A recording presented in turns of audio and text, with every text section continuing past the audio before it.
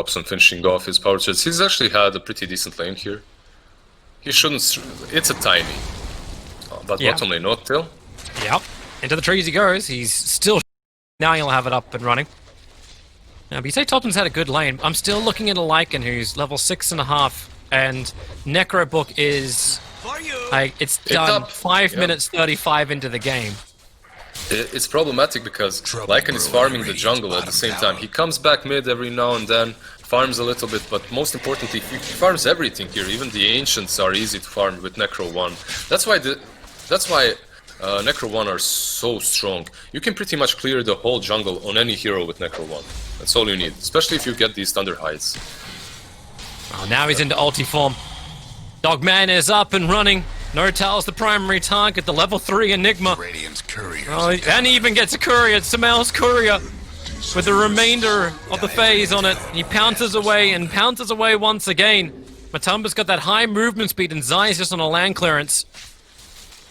And they don't catch up to him, so, oh, okay. He's sure into the Rolling Thunder, working with Poppy to find the kill. And it's not really the hero that he usually plays a lot. Thompson?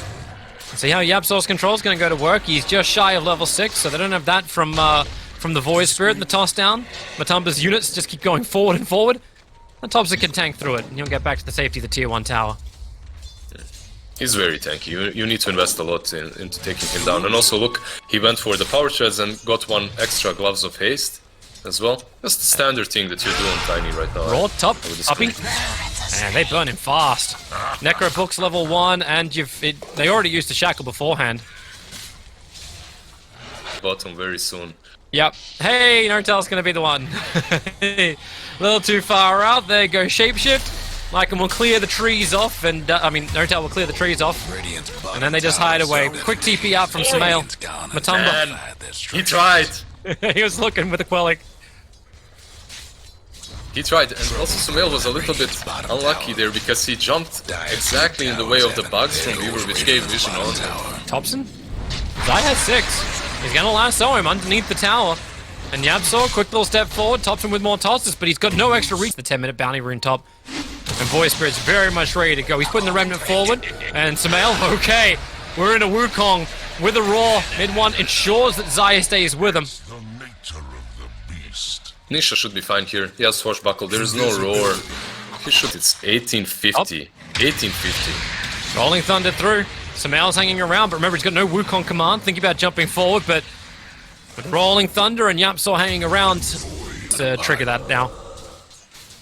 They have a catapult as well. There's a Blightstone on Puppy. 1. 2 hits. 2 hits. With some extra help from some friends. You were no master. It's just crazy. The amount of damage that Lycan has right now, there's a reason why every single team is banning it out. Even the creeps alone.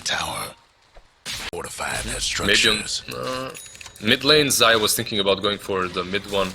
Beastmaster. Mid one's now going to go for the Raw. You've got Shackles, you've got Hex, you've got Mass Serpent Wards, which just have the damage combining with all the summons of mid one. Now pressure the tier 1 tower. It's already pretty damn low. And they can get this as well. He was so desperately trying to not use the wards there, but shackle him, but he wasn't in range, sadly. So he had to drop the wards to get the kill, which is still good for him, I think. It's worth it. Yapsor's coming out. He jumps forward, goes after a courier, but then again, a quick little Hex. Nisha wants to help out. And the black hole, it catches Nisha, but the perfect remnant from Yapsor will get the cancel back and returns to Mel, barely standing on the edge of his own Wukong command, was separated the fight, but when Matumba's at the back lines, trying to kill off your shaman, now they'll lasso him out of the Wukong. She's got him caught right on the edge, now he is, thanks to the remnant. That was unexpected. Secret's control has arrived. He's so quick. His reflexes are not human, man.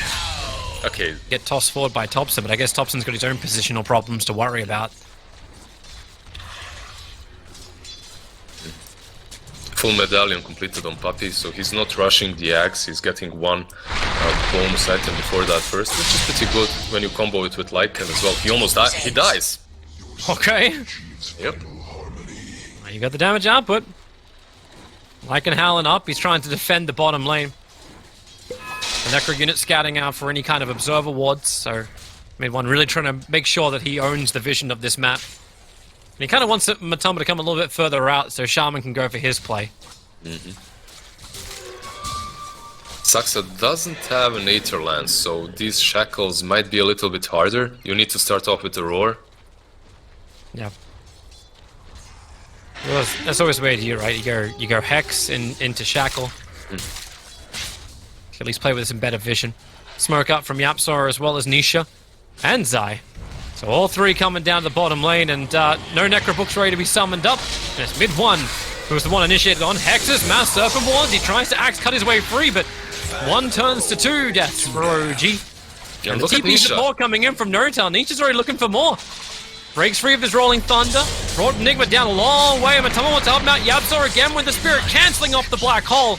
You've still lost Nisha for that very heavy committal forward.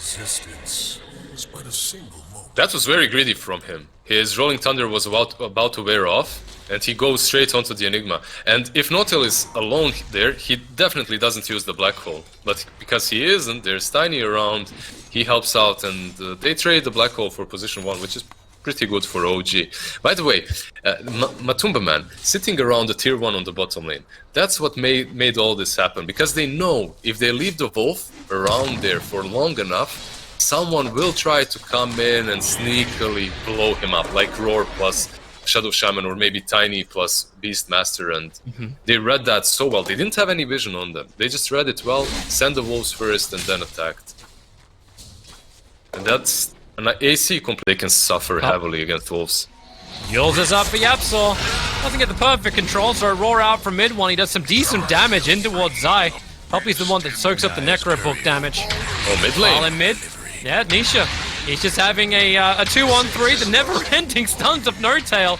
He'll even to clip in towards Samael. Matumba now in the shapeshift. They want to go for the quick little chase. In fact, Matumba is looking to run through Saxa and underneath the tower, but quickly bouncing away is Samael. Matumba can't keep up with that, but they can force the tier 1 tower in mid. Yeah, that's not a happy wolf. They did get 3 kills overall here, but this wolf form was used for a bigger target. He wants something more out of it. And he won't get anything. Maybe a tier 1. Like does OG have some kind of strength? I suppose if Secret Force it, they'll feel a little bit better about things. Nisha, starting with a Boundless Strike, mid 1. Summoning up his Necrobooks. Yapzor will create some space, but the Necrobooks soak up the Remnants.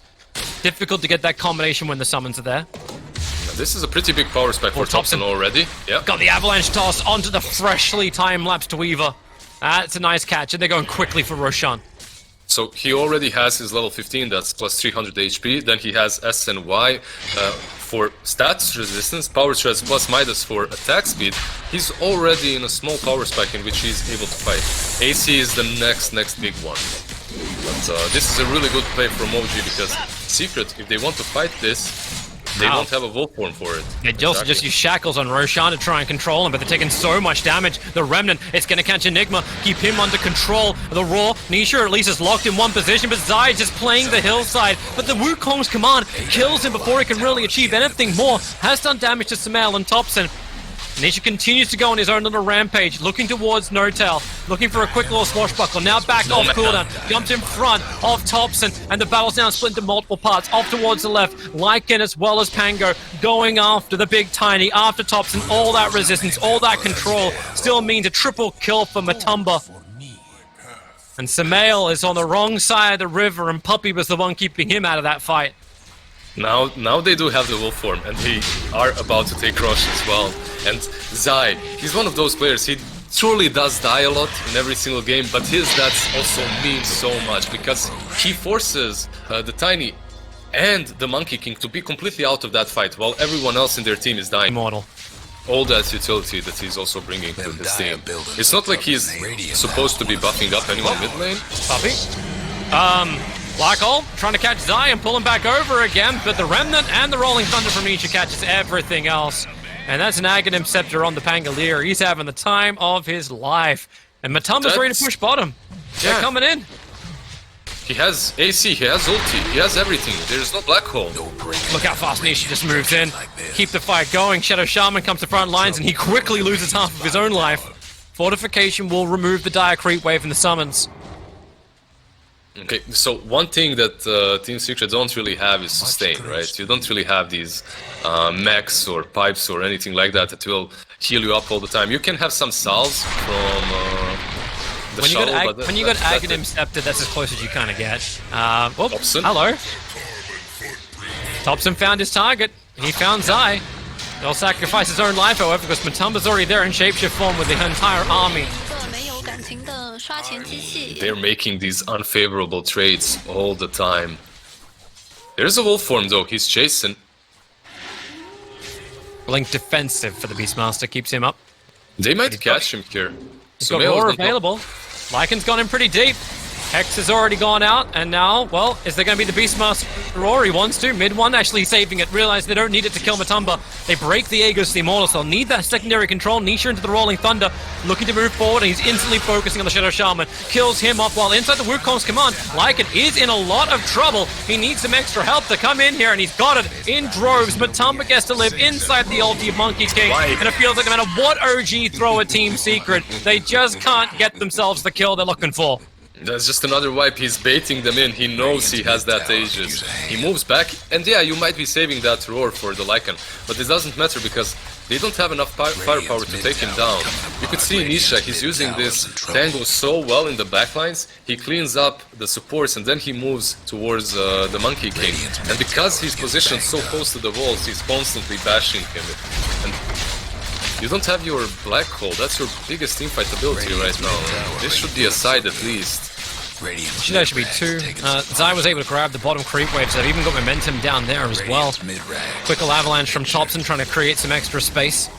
Can Midas the Necros, that's... The Windlays. They're hunting him. Got him. Blink, lasso, Zai pulls him in, Yapsor will keep the control going, they got Clumsy Net as well, and they bring 4 heroes to ensure that Topson is dead. 75 seconds on the sideline, then Abyssal Blade up on top. Quick initiation from Matumba, and Samael gets deleted.